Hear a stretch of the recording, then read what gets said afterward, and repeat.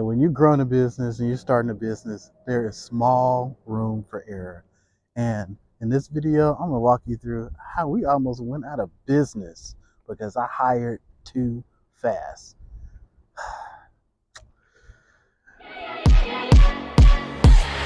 Welcome to the Appliance Boss channel.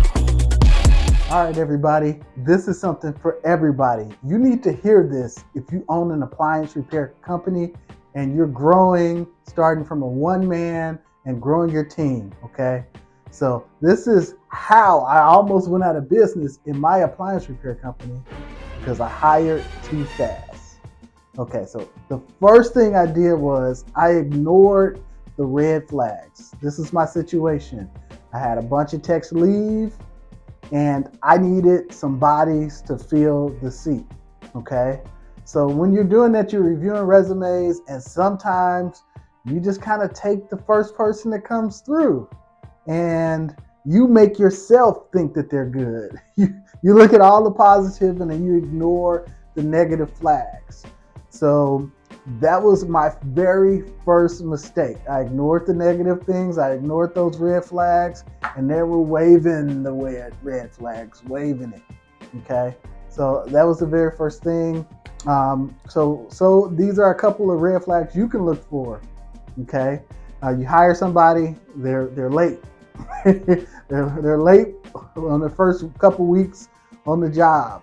Okay, they don't see this as a career. They look at this as maybe a hobby that they would like to get into. Kind of a red flag. All right. When you hire somebody and they have experience and they just mysteriously leave their other job and they show up at your door ready to work, that is kind of a red flag. So whether you have somebody new or somebody with experience, you have to look at those red flags, and I ignored them all. And because I ignored those red flags, we were already at a point where we were too thin, okay? And it was the wrong time to bring somebody on. Okay, we were under the threshold. I had brought in two people almost at the exact same time, and we were heading towards our slow season. So when you're hiring your team or you're building your team, timing matters. You do not want to hire when you're heaviest, when you're the most busiest, because you, as a smaller company, you don't have those dedicated resources to be able to pull somebody aside, pull yourself aside, have your office staff working, integrating them into your system, teaching them what they should be and not be doing, showing them how to use the software and all of these things. You know, you just don't have the time, because if you do it during your business season, you won't be able to maximize on that money that's coming in, okay?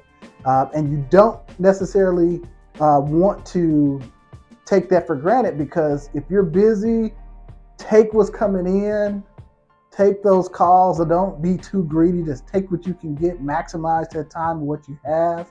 And then when you go into the slow season, you'll now have your budget should be set up in a way to where you collect money during your busy season. You can help support during your slow season. And I like to hire towards the middle and the end of the slow season. And the rationale is I went through my busy season, I'm started in my slow season, so I can gauge how slow it actually is. And if it's too slow, then I won't hire till we're out of the slow season and we're at a regular call volume. If we're at like normal or kind of ahead of schedule, I can go ahead and consider to hire somebody in that window. Okay, so those are things that I did wrong. Two things: too fast, wrong time, too many people, red flags. You know, and I definitely did not hire because we were heading directly into the slow season. Now, the next reason why we almost went out of business, the entire company's production had dropped.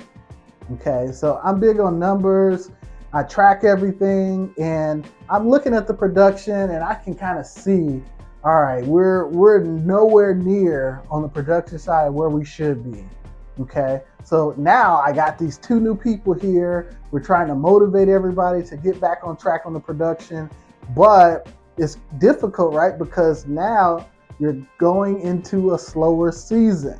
Okay, and my guys, they're commission based, so they need calls, but at the same time, I need them to be able to maximize those calls.